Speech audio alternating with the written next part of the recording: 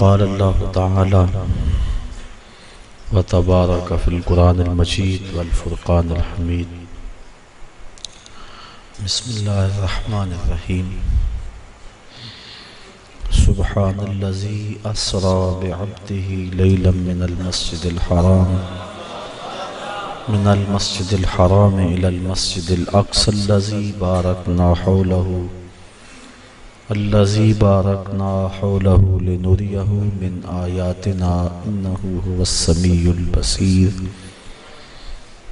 صدق الله مولانا العظيم وصدق رسوله النبي الكريم الرؤوف الرحيم اللهم نور قلوبنا بالقرآن وزين أخلاقنا بالقرآن وادخلنا الجنة بالقرآن ونجنا من النار بالقرآن قال الله تعالى وتبارك في شان حبيبه مخبرا وآمرا إن الله وملائكته يصلون على النبي یا ایہا الذین آمنوا صلوا علیہ وسلموا تسلیما الصلاة والسلام علیک یا رسول اللہ وعلی آلک واصحابک الصلاة والسلام علیک یا رسول اللہ وعلی آلک واصحابک رحمۃ للعالمین۔ تمام حمد و ثنا، تعریف و توصیف اللہ جل مجدہ الکریم کی ذات پاک کے لیے جو خالق کائنات بھی ہے اور مالک شاشجہات بھی۔ اللہ جل وعلا کی حمد و ثنا کے بعد حضور نبی اکرم شفیع امم رسول محتشم نبی مکرم اللہ کے پیارے امت کے سہارے رب کے محبوب دانائے غیوب مالک رقاب امم فخر عرب و عجم والی کون و مکان سیاہ لا مکان سید انس و جان سرور لالا رخاں نیر تاباں سرنشین مہوشاں ماہ خوباں شہنشاہ حسینہ تتمہ دوراں سر خیل زہرہ جمالاں جلوہ صبح ازل نور ذات لم یزل باعث تکوین عالم فخر آدم و بنی آدم نیر بطحا رازدار ما اوہا شاہد ما تغا صاحب علم نشرہ معصوم آمنہ احمد مجتبی حضرت محمد مصطفیٰ صلی اللہ علیہ وسلم کے حضور ناز میں اپنی عقیدتوں، ارادتوں اور محبتوں کا خراج پیش کرنے کے بعد عزت و وقار کی مسندوں پہ جلوہ گر انتہائی قابل صد احترام معزز محترم خواتین و حضرات، السلام علیکم ورحمۃ اللہ وبرکاتہ۔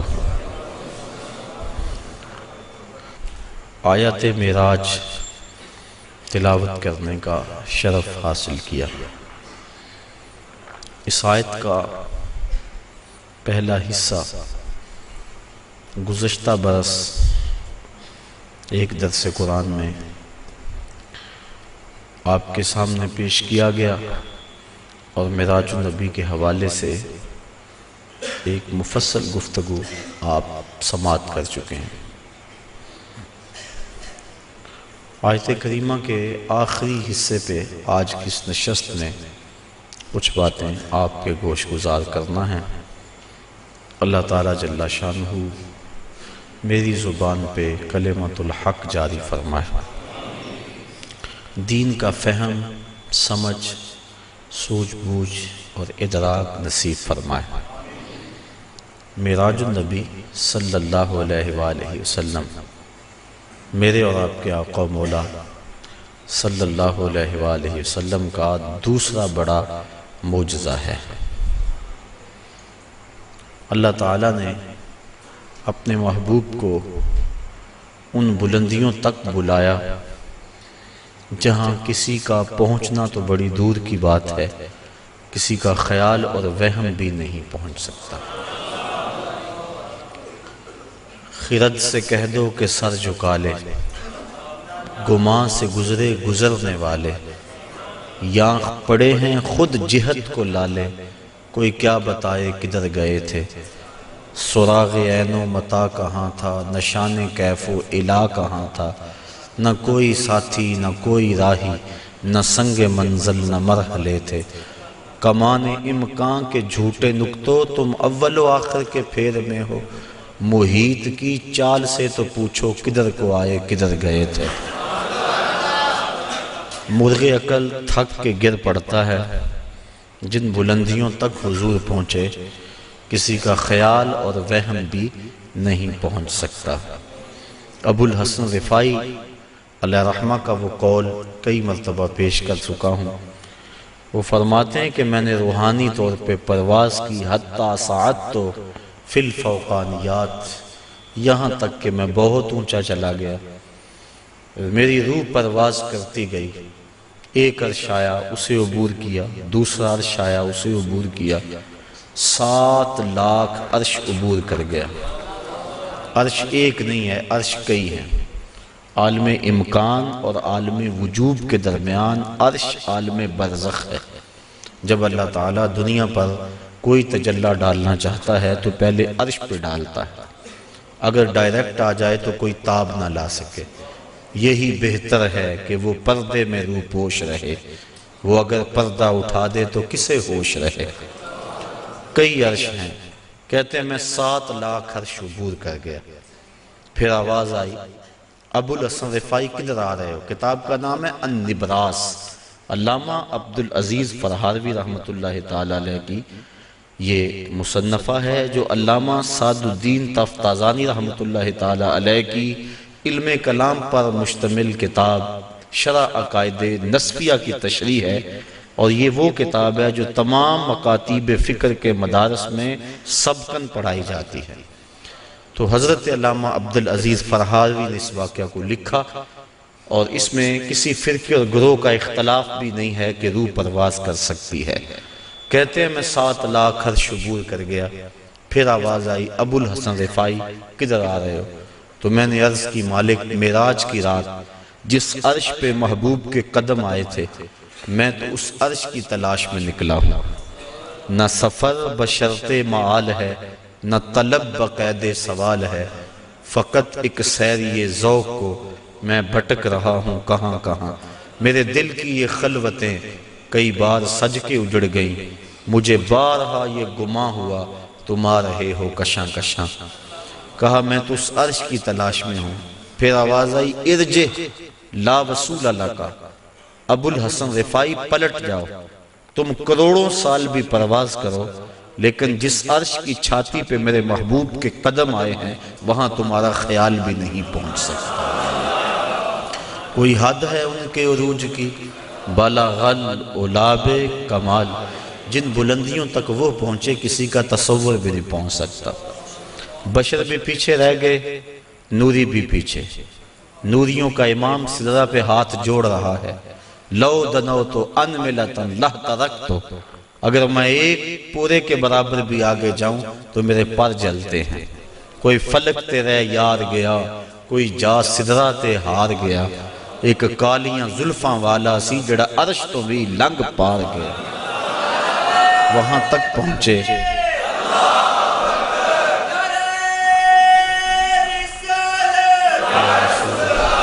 تو وہاں تک پہنچے جہاں کسی کا خیال وہم سوچ بھی نہیں پہنچ سکتے۔ کہا ابو الحسن تم کروڑوں سال بھی پرواز کرو، لیکن جس عرش کی چھاتی پہ میرے محبوب کے قدم آئے وہاں تمہارا خیال بھی نہیں جا سکتا۔ جس نبی کے قدم اتنے اونچے ہیں اس نبی کا سر کتنا اونچا ہوگا۔ یہ تو دماغ خراب ہو جائے تو انسان تولنے بیٹھتا ہے نا۔ بلا سناس کے چھوٹے سے ترازو پہ منوں اور ٹنوں کا حساب تو نہیں ہوتا، رتی ماشا تولے کا حساب تو سنار کا ترازو دیتا ہے، لیکن منوں ٹنوں کا حساب تو نہیں دیتا، ٹوٹ جائے گا ترازو۔ عقل کے ترازو پہ آپ مجھے تول لیں، میں آپ کو تول لوں، لیکن جو امام الانبیاء ہیں بھلا ان کا بھی وزن کیا جا سکتا ہے؟ اللہ اکبر۔ حضرت صاحبزادہ سید فیض الحسن شاہ علیہ رحمہ فرمایا کرتے تھے، تم نے حلیمہ کی بکریوں کے پیچھے پیچھے تو دیکھا، سدرہ پر جبریل کے آگے آگے کیوں نہیں دیکھا؟ تو جبریل بھی پیچھے، سارے پیچھے، جس کے قدم اتنے اونچے ہیں اس کا سر کتنا اونچا ہے۔ اللہ اکبر۔ تو میرے اور آپ کے آقا و مولا وہاں تک گئے جہاں کسی کا خیال بھی نہیں جا سکتا۔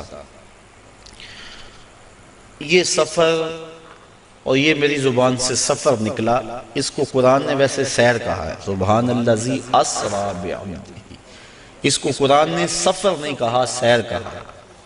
سفر معراج نہیں، سیر معراج۔ اور آپ جانتے ہیں کہ سفر اور سیر میں کتنا فرق ہے۔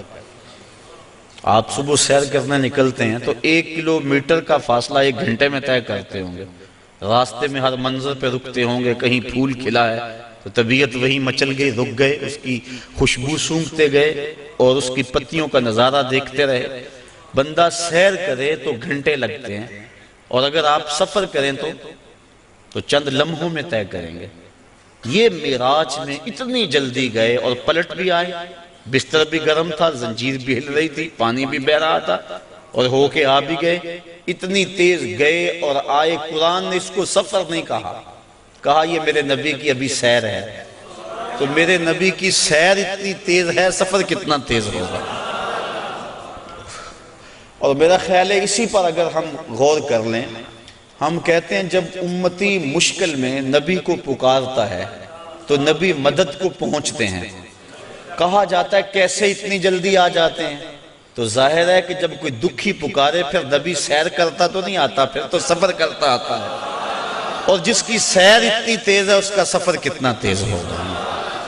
تو محبوب خدا اتنے سریع رفتار ہیں، اور کہاں تک پہنچے انسان کی عقل تھک جاتی ہے، یہاں تک کسی کا خیال اور تصور بھی نہیں پہنچ سکتا۔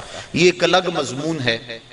میں نے آج گفتگو یہ کرنی ہے کہ اللہ تعالیٰ کے عجائب قدرت کی نشانیاں جس لیے اللہ نے اپنے محبوب کو بلایا تھا وہ کیا تھیں، اور اللہ نے اپنے محبوب کو کیا دکھایا۔ سب سے بڑی نشانی اور سب سے بڑی دولت جو محبوب کے دامن میں ڈالی گئی اور حضور کو عطا کی گئی وہ اپنا دیدار تھا۔ سب سے بڑی دولت جو اللہ تعالیٰ نے اپنے محبوب کو عطا فرمائی وہ اپنا دیدار تھا۔ رخ سے پردہ ہٹا دیا اور محبوب کو اپنا جلوہ دکھا دیا۔ اللہ اکبر۔ اعلیٰ حضرت امام اہل محبت امام الشاہ احمد رضا خان فاضل بریلوی علیہ رحمہ فرماتے ہیں، اور غیب بلا تم سے کیا نہاں ہو، جب خدا ہی تم سے نہ چھپا تم پہ کروڑوں درود۔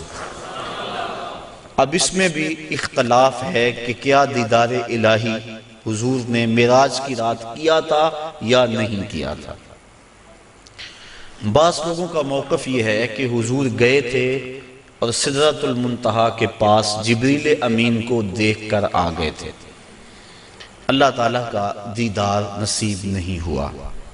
اگر یہ بات ہے تو پھر معراج موسیٰ علیہ السلام اور معراج مصطفیٰ میں فرق کیا ہوا کہ انہوں نے بھی نہ دیکھا اور یہ بھی نہ دیکھ سکے؟ اور جبریل کو اگر دیکھنے گئے تھے، جبریل تو 26,000 مرتبہ حضور کی چوکھٹ پہ آیا تھا۔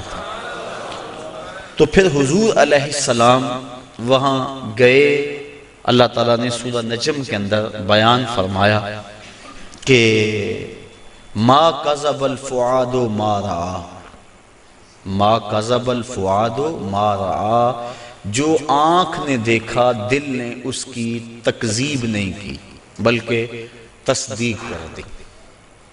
تصدیق کون کرتا ہے؟ ایک شخص اچانک یہاں نظر آئے اور میں گمان کروں کہ یہ فلاں شخص ہے، تو میں آپ سے پوچھوں جناب یہ وہی ہے؟ تو جس نے اسے دیکھا ہوگا، جو اسے پہچانتا ہوگا، وہی کہے گا نا جناب ہاں یہ وہی ہے۔ اور جس نے میری طرح پہلی مرتبہ دیکھا ہے وہ تصدیق تو نہیں کر سکتا۔ تصدیق تو وہ کرتا ہے جس نے پہلے دیکھا ہو۔ اب اللہ قرآن میں کہتا ہے ما کذب الفؤاد ما رأى، جو آنکھ نے دیکھا دل نے اس کی تائید کی۔ آنکھ نے دل سے پوچھا یہ وہی ہے؟ تو دل نے کہا ہاں وہی ہے جو درد بن کے رہتا تھا۔ تو معلوم ہوا کہ قلب مصطفیٰ پہلے دیکھ چکا تھا، آنکھ نے آج دیکھا تھا۔ تو جس کو دل نے دیکھا ہو جب آنکھ اسے دیکھ لے تو اسے معراج کہتے ہیں۔ تو باقی رہا بات دل کے دیکھنے کا، امام عبد الوہاب شعرانی علیہ رحمہ آپ فرماتے ہیں کہ حضور علیہ السلام کو 34 مرتبہ معراج ہوا ہے۔ 33 مرتبہ حضور کو قلبی اور روحانی معراج ہوا ہے، اور 1 مرتبہ سر کی آنکھوں سے اپنے رب کو دیکھا ہے۔ تو دل تو پہلے بھی جلوے پا چکا تھا، دل کو پہلے بھی انوار کی دولت ملی تھی، اور آنکھ نے آج پہلی بار دیکھا تھا۔ تو جو دل میں ہو جب سامنے آ جائے تو اسے معراج کہتے ہیں۔ تو ما کذب الفؤاد ما رأى، آنکھ نے جو دیکھا پھر دل نے اس کی تائید کر دی، تصدیق کر دی، تردید نہیں کی۔ اس پر علماء کی ابحاث ہیں، گفتگو ہے۔ حضرت امام احمد بن حنبل سے کسی نے پوچھا کیا لیلۃ المعراج کو محبوب علیہ السلام نے اپنے رب کو دیکھا؟ آپ نے فرمایا رآہ رآہ رآہ حتی انقطع نفسہ، آپ نے فرمایا ہاں دیکھا، اتنی بار یہ لفظ کہے کہ آپ کی سانس ٹوٹ گئی۔ کہا وہ گئے دیکھنے تھے اور دیکھ کر آئے تھے۔ اور اللہ تعالیٰ جل شانہ نے سورہ نجم کے اندر اس بات کو بڑی تفصیل کے ساتھ بیان فرما دیا کہ ارشاد فرمایا ما کذب الفؤاد ما رأى، جو آنکھ نے دیکھا دل نے اس کی تصدیق کی۔ افتمارونہ علی ما یری، تو کیا تم ان سے ان کے دیکھے ہوئے پر جھگڑتے ہو، تم بحث کرتے ہو ان کے دیکھے ہوئے پہ؟ آگے سنیے ذرا قرآن نے کیا کہا، وَلَقَدْ رَآهُ نَزْلَةً أُخْرَى، اچھا پھر سنو، اس نے 1 بار نہیں 2 بار دیکھا۔ تم ان کے دیکھے پہ جھگڑتے ہو کہ دیکھا کہ نہیں دیکھا؟ افتمارونہ، کیا تم ان سے بحث کرتے ہو؟ الا، اس بات پر، ما یرا، انہوں نے جو دیکھا۔ کہا وَلَقَدْ رَآهُ نَزْلَةً أُخْرَى، تو انہوں نے 2 مرتبہ دیکھا۔ اللہ اکبر۔ اور پھر آگے چل کے ارشاد فرمایا ما زاغ البصر وما طغى، اور ایسا دیکھا کہ آنکھ بھی نہیں جھپکی، آنکھ بھی نہیں جھپکی، نہ آنکھ جھپکی نہ حد سے بڑی۔ جب بندہ سورج کو دیکھتا ہے تو نظر چندھیا جاتی ہے اور دیکھ نہیں پاتا۔ حضرت موسیٰ علیہ السلام جلال خداوندی کی تاب نہ لا سکے، خرّ موسیٰ صاعقہ، قرآن نے کہا نا، زمین پہ بے ہوشی ہوئی اور تشریف لے آئے، اور جب سر اٹھایا اٹھے انی تبت الیک کے نغمے گانے لگے۔ لیکن یہاں کیا ہے، آنکھ بھی نہیں جھپکی، اور آنکھ میں طغیانی اور سرکشی بھی نہیں آئی۔ یہ کون کہہ رہا ہے؟ مالک کہہ رہا ہے کہ ایسا دیکھا کہ آنکھ بھی نہیں جھپکتا، نہ حد سے بڑھتی ہے آنکھ اور نہ آنکھ چندھیاتی ہے۔ دنیا پہ ضابطہ یہ ہے کہ جب کسی منظر کو کوئی ناظر دیکھے تو ناظر منظر کی تعریف کرتا ہے۔ گرمیوں میں آپ شمالی علاقہ جات میں نکل جاتے ہیں، وادی کیلاش میں چلے جاتے ہیں، سواد، کاغان، کتنی خوبصورت وادیاں اللہ نے پاکستان کو عطا فرمائی ہیں۔ وہاں آپ جاتے ہیں، جب واپس پلٹتے ہیں تو دوستوں کے سامنے منظر کشی کرتے ہیں کہ پہاڑوں سے اترتی ہوئی آبشاریں، گنگناتی ہوئی ندیاں، اور درختوں کی وہ قطاریں پریوں کی صورت کے اندر پہاڑوں پہ موجود تھی۔ برف پوش وادیوں کا بھی تذکرہ کرتے ہیں، اٹکیلیاں کرتے ہوئے دریاؤں کے پانیوں کا تذکرہ کرتے ہیں۔ آپ پلٹ کے آ کے منظر نگاری کرتے ہیں کہ حد ہو گئی، کیسا حسن تھا۔ علامہ اقبال علیہ رحمہ جب ان علاقوں میں گئے، کشمیر کے علاقوں میں، تو انہوں نے آ کر کہا من خدا را آنجا دیدم بے حجاب، لوگوں میں اس کو وہاں بے حجاب دیکھ کر آیا۔ اللہ اکبر۔ تو وہ کیسا منظر ہے، بندہ دیکھتا ہے تو دیکھنے والا منظر نگاری کرتا ہے۔ لیکن دنیا کا ضابطہ یہاں یہی رہا ہے کہ ناظر منظر کی تعریف کرتا ہے، واہ واہ کیسا منظر تھا، نظر کہتی ہے واہ واہ کیسا منظر تھا۔ لیکن پہلی مرتبہ ایسا ہوا جب نگاہ مصطفیٰ نے جمال خدا کو دیکھا تو منظر پکار اٹھا، ما زاغ البصر وما طغى، واہ واہ کیسی آنکھ ہے، نہ بھٹکتی ہے نہ بہکتی۔ اللہ اکبر۔ تو منظر نے پہلی مرتبہ نظر کی تعریف فرمائی۔ تو ایسا دیکھا کہ ایسا کسی نے نہیں دیکھا ہوگا جیسا مصطفیٰ نے دیکھا۔ اللہ تعالیٰ نے اپنے محبوب علیہ السلام کو فرمایا یا محمد انت و انا و ما سوا ذالک خلقت لاجلک، محبوب ایک تو ہے ایک میں ہوں، اور اس کے علاوہ جو کچھ ہے میں نے تیرے لیے پیدا کیا۔ تو حضور علیہ السلام نے جواباً عرض کی اللہم انت و انا و ما سوا ذالک ترکتہ لاجلک، مالک ایک تو ہے ایک میں ہوں، اور اس کے علاوہ جو کچھ تو نے میرے لیے پیدا کیا سب کچھ تیرے لیے چھوڑ آیا ہوں۔ اللہ تعالیٰ نے اپنے محبوب کو بہت کچھ دیا، جھولیاں بھر دی، ہماری عقلیں احاطہ نہیں کر سکتی۔ امام حقی لکھتے ہیں 70,000 اسرار تھے، 70,000 رموز اور 70,000 حکایتیں، بہت کچھ عطا کرنے کے بعد فرمایا محبوب یہ تو میں نے تجھے اپنی مرضی سے دیا، اب تو بتا تیری چاہت کیا ہے۔ بیما اشرفک یا احمد صلی اللہ علیہ وسلم، اس کو امام غازی نے بھی لکھا، ملا جیون تفسیرات احمدیہ میں لکھتے ہیں، باقی لوگوں نے بھی اس کو لکھا، کہا بیما اشرفک یا احمد، اے محبوب بتا تجھے کیا عطا کروں، تیری اپنی چاہت اور ڈیمانڈ کیا ہے۔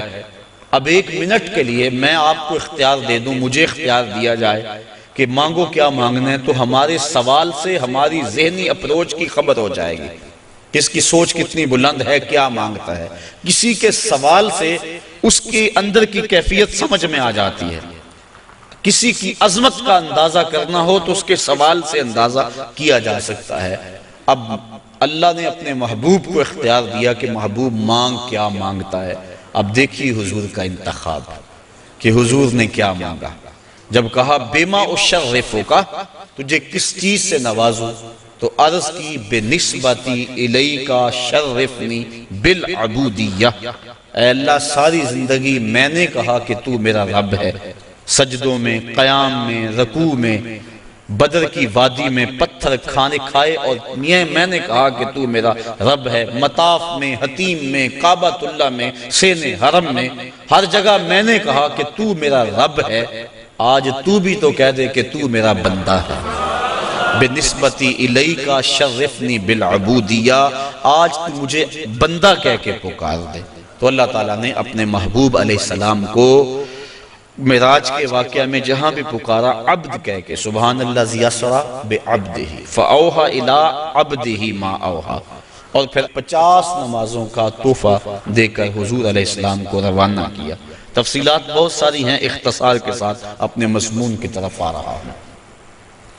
حضرت موسیٰ علیہ السلام چھٹے آسمان پہ ملے اور کہا کیا ملا، بتلایا کہ 50 نمازیں ملی ہیں اور جنابت پر 7 مرتبہ غسل کرنا ملا ہے، کسی کپڑے کو نجاست لگ جائے تو 7 بار اس کو دھونا اور اس سے وہ پاک ہو جائے گا، مجھے یہ ملا ہے۔ اللہ کی بارگاہ میں حاضر ہوا اور یہ تحائف لے کر پلٹا ہوں۔ تو حضرت موسیٰ علیہ السلام نے کہا کہ آپ کی امت اتنا بوجھ برداشت نہیں کر سکتی، چونکہ میں بنی اسرائیل کا تجربہ رکھتا ہوں، یہ 50 نمازیں نہیں پڑھیں گے۔ اللہ کی بارگاہ میں جائیں اور تخفیف کی درخواست کریں۔ حضور علیہ السلام حاضر ہوئے، تخفیف کی درخواست کی، 5 نمازیں معاف ہوئی، باقی 45 رہ گئی، اس طرح باقی معاملات میں بھی تخفیف ہوئی۔ پھر آئے، انہوں نے پھر کہا، پھر گئے، پھر آئے، حتیٰ کہ اللہ حاضر قیاس 5 نمازیں رہ گئیں۔ حضرت موسیٰ علیہ السلام نے عرض کی کہ حضور ایک مرتبہ اور جائیے۔ فرمایا مجھے اب اپنے رب سے حیا آتی، چونکہ عادت باری تعالیٰ یہ تھی کہ ہر بار 5 نمازیں معاف ہوتی تھی، اب رہ ہی 5 گئی تھی، اب جاتے تو اللہ یہ بھی رخصت دے دیتا، جو 50 سے 5 کر سکتا ہے وہ 5 میں بھی تخفیف فرما سکتا تھا، لیکن کہا اب مجھے اپنے رب سے حیا آتی ہے۔ اب اس پر 2-3 باتیں، ایک یہ کہ اللہ کے علم میں بلا نہیں تھا کہ بالآخر 5 نمازیں رہ جانی، پتا تھا نا اللہ کو بالآخر 5 رہ جانی، تو اللہ دیتا ہی 5، پہلے 50 دی، پھر گئے، پھر 5 معاف کی، پھر گئے، حتیٰ کہ 9 مرتبہ جانا ہوا اور پھر 5 رہ گئی۔ اللہ تعالیٰ کا علم بڑا وسیع ہے اور اللہ تعالیٰ کا علم قدیم ہے اور حادث نہیں، تو اس کو پتا تھا کہ بالآخر 5 نمازیں رہ جانی ہیں، وہ عطا ہی 5 کرتا، لیکن اگر وہ 5 دیتا لوگوں کو عظمت مصطفیٰ کا علم کیسے ہوتا؟ اللہ کے ہاں جو محبوب علیہ السلام کی محبوبیت ہے اس کا پتہ کیسے چلتا؟ اور دوسری بات لا تبدیل لکلمات اللہ، اللہ کی باتیں تبدیل، اور یہاں بظاہر 9 مرتبہ تبدیلی آئی ہے۔ کتنی مرتبہ؟ تو اللہ تو فرماتے ہیں میری باتیں تبدیل نہیں ہوتی، یہاں 9 مرتبہ تبدیلی آئی۔ تو اللہ تعالیٰ نے دوسرا ضابطہ دے دیا، من جاء بالحسنۃ فلہ عشر امثالھا، جو ایک نیکی کرے 10 کا ثواب دوں گا۔ اللہ کی باتیں نہیں بدلتی، تم 5 پڑھو گے ثواب میں 50 کا ہی عطا فرماؤں گا۔ تو یہ جو معراج ہے، اس کا جو اہم ترین تحفہ امت کے لیے حضور لے کر آئے وہ نماز کی صورت میں تھا، اور ارشاد فرمایا حبب الی من دنیاکم ثلاث الطیب والنساء وجعلت قرۃ عینی فی الصلاۃ، مجھے تمہاری دنیا سے صرف 3 چیزیں پسند ہیں، خوشبو، منکوحہ عورتیں، اور میری آنکھوں کی ٹھنڈک نماز میں رکھی گئی۔ اور یہ بھی فرمایا الصلاۃ معراج المؤمنین، نماز مومنوں کا معراج ہے۔ اللہ اکبر۔ اور یہ بھی ارشاد فرمایا جس نے نماز قائم کی اس نے دین کو قائم کیا، جس نے نماز گرا دی اس نے دین گرا دیا۔ اور صحابہ فرماتے ہیں ہم مومن اور کافر کے درمیان فرق نماز سے کرتے تھے، جو نماز پڑھتا ہم سمجھتے مومن ہے تبھی تو پڑھتا، اور جو نماز نہ پڑھتا ہم سمجھتے کافر ہے تبھی نہیں پڑھتا۔ اور کل قیامت کے دن اللہ تعالیٰ سب کو ارشاد فرمائے گا کہ مجھے سجدہ کرو۔ آج کوئی کرتا ہے یا نہیں کرتا، کل تو چاہے گا، لیکن جو نماز نہیں پڑھتا ہوگا باوجود آرزو رکھنے کے اس کی کمر اکڑ جائے گی اور وہ اللہ کو سجدہ نہیں کر سکے گا۔ اور پھر جس صف میں دشمنان خدا کھڑے ہوں گے، فرعون، حامان، ابی بن خلف، بے نمازی کو صف میں کھڑا کر دیا جائے گا۔ ہم میں سے کیا کوئی گوارا کرتا ہے کہ فرعون کے کندھے سے کندھا جوڑ کے کھڑا ہو جائے اور اس صف پر لعنتیں برس رہی ہوں گی جس صف میں یہ لوگ کھڑے ہوں گے؟ تو اگر ہم اس کو گوارا نہیں کرتے، اور کبھی بھی ایک مومن گوارا نہیں کرتا کہ دشمنان خدا کے ساتھ کھڑا ہو، تو پھر اگر ہم نماز نہیں پڑھتے تو ہمیں توبہ کر کے پچھلی بھی نمازیں پڑھنی چاہیے، قضا کرنی چاہیے، اور آئندہ ہمیں قصد کر لینا چاہیے کہ آج کے بعد نماز نہیں چھوڑیں گے۔ حضرت ابو ذر غفاری رضی اللہ تعالی عنہ کے ساتھ حضرت عثمان رضی اللہ تعالی عنہ تھے۔ ایک تو حضرت عثمان بن عفان ہیں، یہ اور صحابی ہیں۔ کہتے ہیں کہ ہم اکٹھے جا رہے تھے، راستے کے اندر ایک درخت آیا جس کی ایک شاخ لٹک رہی تھی جس کے اوپر زرد پتے تھے۔ حضرت ابو ذر نے ان کو پکڑ کے شاخ کو زور سے جنبش دی، جتنے بھی پتے تھے زرد وہ گر گئے اور شاخ اریاں ہو گئی۔ میں اس منظر کو دیکھ کے محظوظ ہوتا رہا۔ پھر حضرت ابو ذر غفاری میری جانب متوجہ ہوئے اور کہنے لگے اے عثمان، تو نے پوچھا نہیں کہ میں نے اس شاخ کو یوں پکڑ کے جھٹکا کیوں دیا ہے؟ تو کہتے ہیں میں نے کہا اچھا پھر آپ بتا دیں کہ آپ نے شاخ کو جھٹکا کیوں دیا ہے۔ کہا ایک دن میں حضور کے ساتھ جا رہا تھا، راستے میں ایسا ہی ایک درخت آیا اور اس کی شاخ تھی جس پہ زرد پتے تھے، آقا کریم نے اس کو پکڑ کے جنبش دی، پتے یوں ہی جھڑ گئے۔ میں اس منظر کو دیکھ رہا تھا، آقا کریم نے میری طرف دیکھ کر کہا ابو ذر تو نے پوچھا نہیں میں نے شاخ کو جنبش کیوں دی ہے؟ تو میں نے یوں عرض کی حضور آپ بتا دیں کہ آپ نے کیوں جنبش دی؟ تو کہا اے ابو ذر جس طرح میں نے شاخ کو جنبش دی اور سارے پتے جھڑ گئے، اس طرح جب کوئی بندہ نماز کے لیے کھڑا ہو جاتا ہے سارے گناہ جھڑ جاتے ہیں۔ آقا کریم علیہ السلام نے معراج کی رات جو خاص چیزیں دیکھیں اور امت کو بیان فرمائیں، لِنُرِيَهُ مِنْ آیاتنا، اور معراج کا مقصد تھا محبوب کو بہت کچھ دکھلانا، سب سے بڑی دولت اپنا دیدار اور بہت کچھ۔ جنت دوزخ کا جو ہے حضور نے مشاہدہ کیا تو حضور نے کچھ لوگوں کو دیکھا کہ ان کے سر پتھر کے ساتھ کچلے جا رہے تھے، اور پھر اس کے بعد پھر وہ ٹھیک ہو جاتے، پھر دوبارہ ان کو کچلا جاتا۔ تو جبریل امین سے حضور علیہ السلام نے پوچھا کہ یہ کون لوگ ہیں اور ان کے سر کیوں کچلے جا رہے ہیں؟ تو جناب جبریل امین نے عرض کی کہ حضور یہ وہ لوگ ہیں کہ جن کے سر نماز کی وجہ سے بوجھل رہا کرتے تھے اور آج ان کو یہ سزا دی جا رہی ہے۔ تو نماز سے سروں کا بوجھل رہنا یہ اس قدر کبھی امر ہے کہ قیامت کے دن اس کی سخت سزا ہوگی۔ آپ نے علماء سے سینکڑوں بار یہ سنا اول ما یحاسب بہ العبد یوم القیامہ الصلاۃ، قیامت کے دن بندے سے سب سے پہلا سوال نماز کا کیا جائے گا، اور اگر پہلا سوال کا جواب ہی نہ آیا اگلی باتیں تو بعد میں ہیں، اس لیے ہمیں قصد کرنا چاہیے کہ آج کے بعد نماز نہیں چھوڑیں گے۔ حضور علیہ السلام نے معراج کی رات ایک شخص کو دیکھا، لکڑیوں کا ایک بہت بڑا گٹھا تھا جس کو اٹھانے کی کوشش کرتا تھا، لیکن اس سے وہ اٹھایا نہیں جاتا تھا، بھاری تھا، اس کی طاقت سے زیادہ تھا، لیکن اس کے باوجود وہ دائیں بائیں سے لکڑیاں اس کے اندر شامل کرتا تھا۔ پوچھا کہ یہ کون شخص ہے؟ اس کا جو گٹھا ہے لکڑیوں کا وہ پہلے بڑا بھاری ہے، اور مزید وہ لکڑیاں دائیں بائیں سے لے کر اس کے اندر شامل کر کے اس کو مزید وزنی کرتا چلا جا رہا ہے۔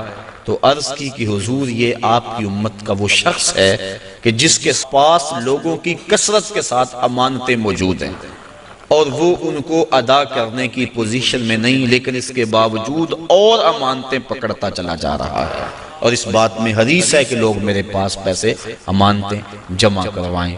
تو کل قیامت کے دن اس صورت کے اندر جو ہے وہ اس کی سزا دکھلائی گئی کہ اس گٹھے کو اٹھانے کی کوشش کرتا ہے۔ اور ایک روایت میں آتا ہے کہ کل قیامت کے دن جس شخص نے لوگوں کی امانتیں دینا ہوں گی تو اس کو لوگ پکڑیں گے اور کہیں گے ہماری امانتیں واپس کر۔ وہ کہے گا اب اس وقت تو میرے پاس کچھ نہیں ہے۔ اسے فرمایا جائے گا کہ جو ان لوگوں کی امانتیں تیرے پاس ہیں وہ ایک جگہ رکھی ہوئی ہیں، اگر تو ان کو وہاں سے لا کر کے دے دے تو تیری جان چھوٹ سکتی ہے۔ تو وہ کہے گا کہ کہاں ہیں؟ تو اس کو جہنم کے دروازے پہ لے جایا جائے گا، اور پھر کہا جائے گا اس جہنم میں اتر، اس کے پیندے میں امانتیں رکھی ہیں اور وہ نکال کے ان لوگوں کو دے۔ اور حدیث کی روح سے جہنم کی جو گہرائی ہے وہ 70 سال لگتے ہیں اس کی تہہ تک پہنچنے میں۔ آقا کریم تشریف فرما تھے کہ ایک دھماکے کی آواز آئی، پوچھا صحابہ اس آواز کو سنا؟ عرض کی ہاں۔ فرمایا کہ یہ آواز کیسی ہے؟ اللہ و رسولہ عالم۔ عرض کی اللہ اس کا رسول جانتا ہے۔ فرمایا 70 سال قبل جہنم میں ایک پتھر پھینکا تھا، اب وہ پیندے پہ گرا ہے، یہ اس کے گرنے کی آواز ہے۔ تو 70 سال جاتے ہوئے لگتے ہیں اور 70 سال آتے ہوئے لگتے ہیں۔ بعض لوگ کہہ دیتے ہیں یار اگر جہنم میں گئے بھی تو ایک جھٹکا لگے گا، اگر ایک جھٹکا بھی لگا تو 140 سال لگ جائیں گے۔ فما اصبرہم علی النار، لوگوں کا آگ پر کتنا بڑا حوصلہ ہے کہ وہ ایسی باتیں کر جاتے ہیں۔ اب اس کو 70 سال جہنم کے پیندے تک اترنے میں لگیں گے، وہاں واقعی امانتیں جو لوگوں کی اس نے پکڑی ہوئی ہوں گی وہ موجود ہوں گی، ان کو پکڑ کے پھر 70 سال تک اوپر آئے گا، اور جب وہ کنارے پہ آ کے باہر نکلنے لگے گا پھر پاؤں پھسل جائے گا، اور پھر 70 سال تک لڑکتا ہوا نیچے چلا جائے گا، پھر 70 سال بعد آئے گا، اور جب اس کی دیوار کے آخر تک پہنچے گا لیکن پھر اس کا پاؤں پھسل جائے گا۔ لوگوں کی امانتیں ہڑپ کرنے والے کو قیامت کے دن یہ سزا دی جائے گی۔ میں اور آپ اتنا بوجھ اٹھائیں جتنا ہم اٹھا سکتے ہیں، اور ہمیں دیکھیں کہ ہم ہمارے ذمے جو ہے وہ کسی کا غصب کیا ہوا، کسی سے رشوت میں لیا ہوا، اور کسی کی مجبوری سے فائدہ حاصل کر کے اس سے مال لیا ہوا، اور دیوار رکھتے ہوئے ہم سائے کے 2 انچ دبائے ہوئے، ہم سب کچھ دیکھ سکتے ہیں اور اپنے مستقبل کی منصوبہ بندی کر سکتے ہیں۔ حضور علیہ السلام آگے گئے تو آقا کریم نے دیکھا کہ کچھ عورتیں ہیں کہ جو چھاتیوں کے بل لٹکائی گئی۔ فرمایا کہ یہ کون سی خواتین ہیں؟ تو عرض کی کہ حضور آپ کی امت کی یہ وہ عورتیں ہیں جو زنا کیا کرتی تھیں، اور آج ان کو یہ سزا دی جا رہی ہے۔ اس سے آگے بڑھے تو دیکھا کہ کچھ لوگوں کے سامنے خوشبودار اور چھوٹے چھوٹے ٹکڑے گوشت کے پڑے ہوئے ہیں، لیکن وہ اس کو نہیں کھا رہے۔ آگے بدبودار اور متعفن کھانا پڑا ہوا ہے، گوشت پڑا ہوا ہے، وہ اس کو کھا رہے ہیں۔ پوچھا کہ یہ کون لوگ ہیں؟ تو جبریل نے عرض کی کہ آپ کی امت کے یہ وہ لوگ ہیں کہ جن کو حلال بیویاں میسر تھی، لیکن اس کے باوجود وہ بازاری عورتوں سے اپنا منہ کالا کیا کرتے تھے۔ تو کل قیامت کے دن ان کو سخت سزا دی جائے گی۔ آگے بڑھے تو حضور علیہ السلام نے دیکھا کہ کچھ لوگ ہیں کہ جن کے پیٹ بہت بڑے ہیں اور ان کے اندر سانپ ہیں، تو وہ کھڑے ہوتے ہیں لیکن پیٹ کا بہت بڑا ہونا ان کو کھڑا نہیں ہونے دیتا، پھر گر جاتے ہیں۔ پوچھا کہ یہ کون لوگ ہیں؟ تو بتلایا گیا کہ یہ وہ لوگ ہیں جو سود کھایا کرتے تھے۔ سود کی حرمت قرآن مجید میں بڑی وضاحت کے ساتھ آئی اور فرمایا سود لینے والا، حضور نے ارشاد فرمایا سود دینے والا، سود کی رقم پہ گواہ بننے والا اور سود کی رقم کے معاملے کو لکھنے والا گناہ میں برابر کے شریک ہے۔ تو اس لیے ہمیں ان چیزوں سے بچنا چاہیے۔ ایک حدیث میں آیا، آقا کریم نے ارشاد فرمایا، حضرت علی المرتضیٰ سے روایت ہے، فرمایا 7 اشخاص ایسے ہیں جب تم انہیں قبر میں دفن کر کے آتے ہو تو ان کے رخ قبلے سے پھیر دیے جاتے ہیں، اور ساتھ فرمایا فَاذْهَبُوا وَانْبُشُوا قُبُورَهُمْ فَإِن لَّمْ تَجِدُوا هَٰكَذَا مَا قُلْتُ لَكُمْ فَهُوَ بَاطِلٌ۔ کہا جاؤ جا کے قبریں اکھیڑ کے دیکھ لو، اگر ایسا نہ پاؤ جیسا میں کہہ رہا ہوں تو آ کے کہہ دینا کہ غلط کہا تھا۔ عرض کی قیلا من ہم یا رسول اللہ صلی اللہ علیہ وسلم، عرض کی حضور یہ کون لوگ ہیں کہ جن کے رخ قبر میں قبلے سے پھیر دیے جاتے ہیں؟ تو حضور نے ارشاد فرمایا شارب الخمر و بائع البش و شاہد الزور و آکلۃ الربا و النائحۃ والمحتقر و تارک الجماع۔ 7 اشخاص گنوائے۔ پہلا شارب الخمر، شراب پینے والا۔ ایک روایت کے لفظ ہیں کہ شراب اپنے لیے بنانے والا، کسی اور کے لیے بنانے والا، شراب پینے والا، شراب پلانے والا، شراب بیچنے والا، شراب خریدنے والا، اور جس کے لیے شراب خریدی ہے، شراب کو ڈھونے والا، دوسری جگہ منتقل کرنے والا، ہمارا سب پر اللہ کے رسول نے لعنت بھیجی۔ تو یہ ایسا برا فعل ہے۔ ایک روایت کے لفظ میں نے پڑھے کہ شارب الخمر کعابد الوثن، شراب پینے والا بت پوجنے والے کی طرح۔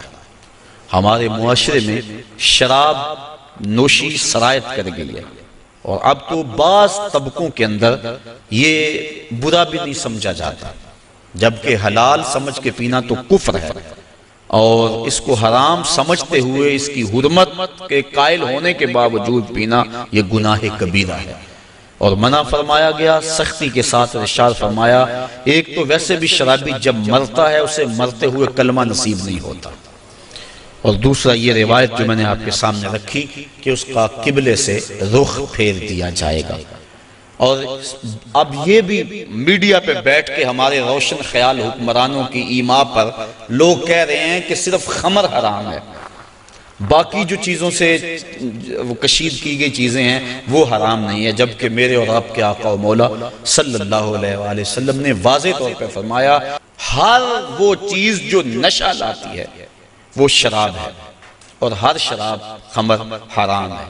تو وہ نشہ چاہے کوئی بھی چیز لانے والی ہو اس کو شریعت نے واضح طور پہ حرام کر دیا۔ یہ دوسرا بائع البش، جن کے رخ جو ہیں وہ قبلے سے پھیر دیے جائیں گے، تو فرمایا ان میں سے بردہ فروشی کرنے والا، انسانوں کی خرید و فروخت کرنے والا۔ اب دنیا پہ یہ اس انداز سے غلامی کا انداز تو نہیں ہے، لیکن اعضائے انسانیہ کو اب بھی لوگ فروخت کر رہے ہیں۔ آپ روزانہ اخبارات میں پڑھتے ہیں کہ گردہ فروشی کا کاروبار اور مختلف اعضائے بدنیہ کا کاروبار۔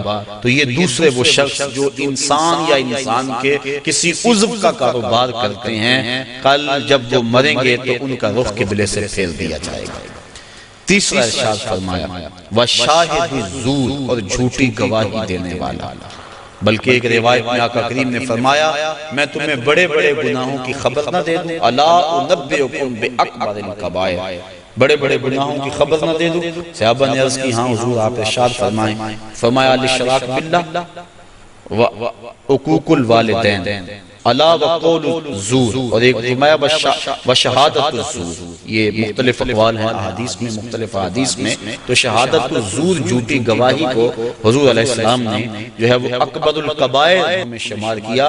اور چوتھا فرمایا سود کھانے والے، سود لینا، سود دینا، سود لکھنا، اس کی رقم پر گواہ بننا، ان وزر میں فرمایا چاروں برابر ہیں۔ اور ایک روایت ہے صحاح کی، ارشاد فرمایا کہ سود کے گناہ کے 70 درجے ہیں، اور کم سے کم درجہ اپنی ماں سے زنا کرنا ہے۔ اب میں اور آپ دیکھیں اور اپنی زندگی کی راہ کو درست کریں۔ آگے فرمایا وَالنَّائِحَاتُ، نوحہ کرنے والی عورتیں جب قبر میں جائیں گی تو ان کا رخ پھیر دیا جائے گا۔ جب کوئی شخص فوت ہو جاتا ہے تو صبر کا حکم ہے۔ آنکھوں کا غم اور دل کا غم رحمان کی طرف سے ہے، ہاتھوں کا اور زبان کا غم شیطان کی طرف سے ہے۔ فرمایا لیس منا من ضرب الخدود وشق الجیوب ودعا بدعوی الجاہلیہ، جس نے گریباں نوچے، اپنے منہ پہ تھپڑ مارے اور جہلوں جیسی باتیں کی، فرمایا ہمارے سے اس کا کوئی تعلق نہیں ہے۔ تو دل غم زدہ ہو، آنکھوں سے روئیں، اس شریعت نے منع نہیں کیا، لیکن واویلا کرنا، کوئی کہہ رہا اللہ تجھے ترس نہ آیا، کوئی کچھ بول رہا ہے معاذ اللہ، یہ کفریہ کلمات ہیں۔ تو فرمایا نوحے کرنے والے کل جب مریں گے تو ارشاد فرمایا کہ وہ عورت جو نوحے کرتی ہے قبر سے اس کا رخ قبلے سے پھیر دیا جائے۔ والمحتاکرو، اور چھٹا شخص جو ذخیرہ اندوزی کرتا ہے۔ ذخیرہ اندوزی انسان کا کھانے پینے کا سامان ہے، غلہ، اور جانوروں کا جو چارہ ہے، اس میں ذخیرہ اندوزی شریعت نے منع فرمائی ہے۔ باقی جو معاملات ہیں کاروبار آپ کے، ان میں اگر کر لیں تو وہ منع نہیں۔ اور اس میں حضور نے ارشاد فرمایا جس نے 40 دن تک ذخیرہ اندوزی کی، اللہ تعالیٰ اسے 40,000 سال جہنم کی آگ میں جلائے گا۔ آخری فرمایا وَتَارِكُ الْجَمَاعَةِ، اور جو جماعت کو چھوڑنے والا ہے۔ نماز تو پڑھتا ہے لیکن جماعت سے نہیں پڑھتا۔ حضرت محمد بن سماعہ ایک بزرگ ہیں، امام محمد بن حسن الشیبانی کے شاگرد، اور امام محمد بن حسن الشیبانی امام اعظم کے شاگرد۔ محمد بن سماعہ کہتے ہیں 103 سال عمر پائی، کہتے ہیں 40 سال بیت گئے، جماعت کیا میری تکبیر اولیٰ بھی قضا نہ ہوئی۔ میری والدہ کا انتقال ہو گیا، بس مصروفیت ایسی ہوئی، صدمہ ایسا پڑا کہ میں مسجد میں آیا، سلام پھر گیا تھا، جماعت ہو چکی تھی۔ بڑا پریشان ہوا کہ زندگی میں کبھی کوئی تکبیر اولیٰ بھی نہیں رہی، آج جماعت بھی جاتی رہی۔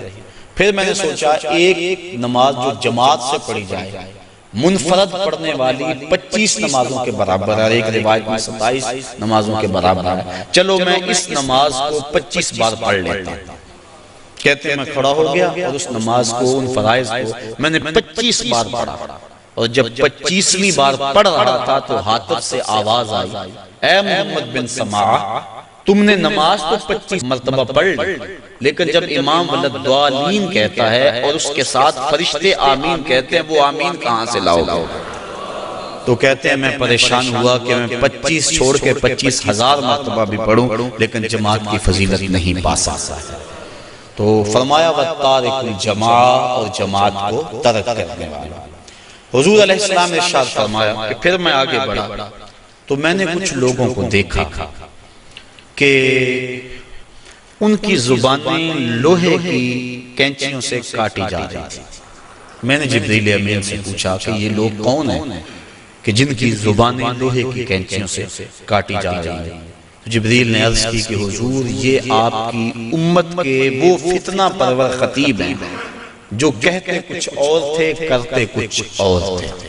ہاؤلائی خطباء الفتنہ، یہ فتنہ پرور خطیب ہیں جن کی زبان معاشرے میں آگ لگاتی تھی اور زمانے کو کچھ اور کہتے تھے لیکن اپنا عمل اور اپنا کردار ان کا کچھ اور تھا۔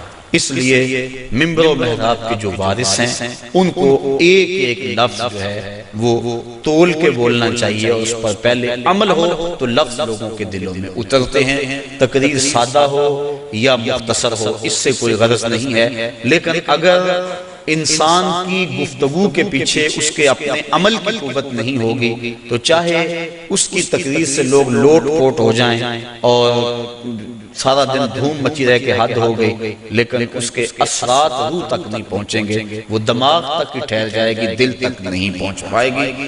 اس لیے فرمایا یہ آپ کی امت کے وہ فتنہ پرور خطیب ہیں کہ جو زبان سے کچھ اور کہتے ہیں اور ان کا اپنا کردار اور عمل اور ہے۔ انسان جب اپنی زبان کو کھولے تو اپنے عمل کا جائزہ لے لے۔ آپ اور میں بھی جو ہے وہ اپنی زندگی میں اس چیز کو غور کے ساتھ دیکھیں۔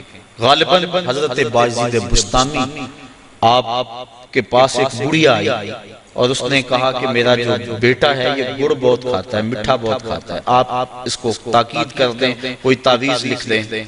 آپ نے فرمایا اس کو کہ اس کو کل لے کر آنا۔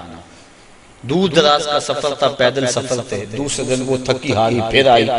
آپ نے بچے کے سر پہ شفقت کا ہاتھ پھیرا، کہا بیٹا زیادہ مناسب نہیں ہے کسی چیز میں بھی کثرت کرنا، لہٰذا جو ہے وہ اعتدال سے آگے نہ بڑھو اور زیادہ نہ کھایا کرو۔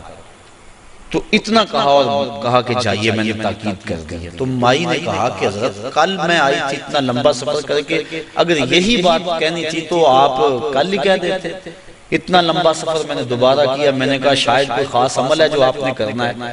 تو فرمایا کہ اصل بات یہ تھی کہ کل اتفاق سے میں نے خود کھایا ہوا تھا، اس لیے اسے منع کرتا تو شاید میری بات میں اثر نہ ہوتا۔ اب یہ ایک عام اور سادہ سی بات ہے، لیکن ہم اگر اپنے بچوں کو گھر میں تاکید کرتے ہیں نا، بعض کا لوگ کہتے ہیں کہ بچے نماز نہیں پڑھتے، اچھا جی ان کے لیے دعا کر دیں، ہم نہیں پڑھتے چلو یہ تو پڑھیں۔ تو میں کہا کرتا ہوں یہ کیوں پڑھیں؟ جب تم نہیں پڑھتے تو یہ کیسے پڑھیں؟ ماں باپ کو خود نمونہ بننا چاہیے۔